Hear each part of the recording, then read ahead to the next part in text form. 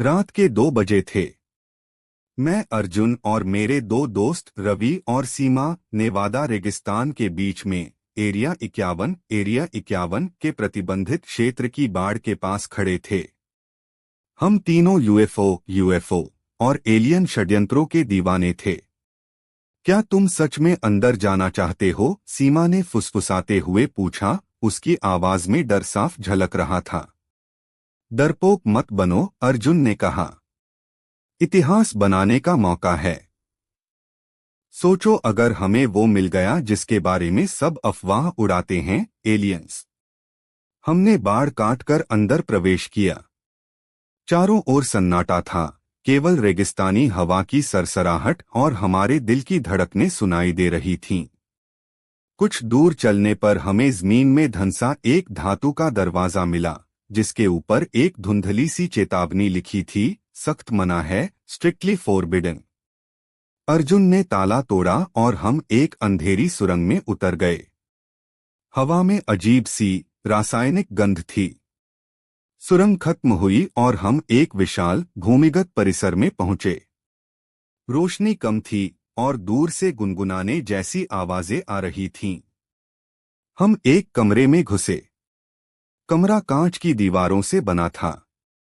उसके बीच में एक स्टील की मेज पर एक भयानक दृश्य था। वहां एक प्राणी लेटा हुआ था।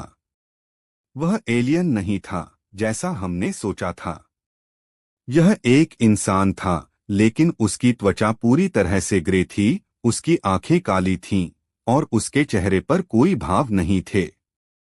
वह एक अस्पताल के गाउन में था। तभी कमरे की रोशनी अचानक तेज हुई। हमने देखा कमरे की चारों कांच की दीवारों के पीछे अनगिनत और भी लोग खड़े थे। सभी वैसे ही दिख रहे थे, ग्रे त्वचा, काली आंखें, कोई अभिव्यक्ति नहीं। वे सब बिना पलक झपकाए हमें घूर रहे थे। रवि दहशत में चीखा। हमने भागने की कोशिश की, लेकिन पीछे से गुनगुनाने की आवाज तेज हो गई। अर्जुन चिल्लाया, दरवाजे की तरफ भागो।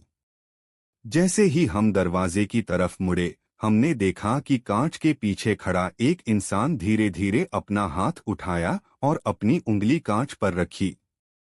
अगले ही पल कांच पर एक दरार आई और एक अजीब सी चीख की आवाज आई जो हमारे दिमाग के अंदर गूंज रही थी। हम तीनों बेतहाशा भागे। सुरंग में वापस मुड़ने पर हमने महसूस किया कि वे इंसान हमारे ठीक पीछे थे। उनके कदमों की कोई